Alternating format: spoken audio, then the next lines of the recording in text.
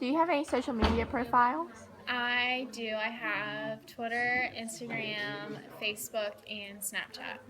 Do you think that the social networking sites are good for our society, and why or why not? I think it has both a positive and negative effect.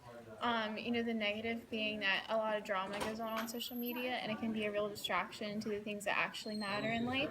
But, it is a really nice thing to be able to keep up with friends that you've met or to just have a quick little way to check up on news sites or sporting games. So I think it has a little bit of both.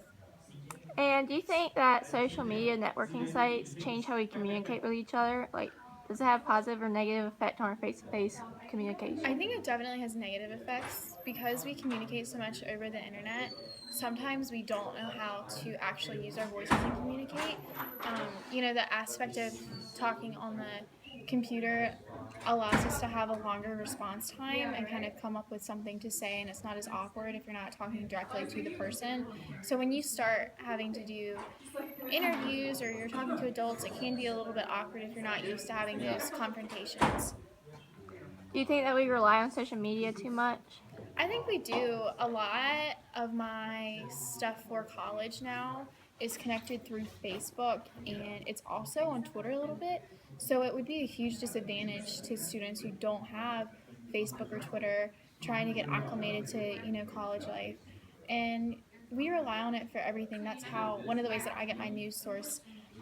So I feel like I am on it a little too much, but I guess it's just kind of how society's shifted. And how do you think, or do you think social media is for everyone of all backgrounds and ages? Definitely not. Obviously, the older generation, they're not going to know how to use Facebook.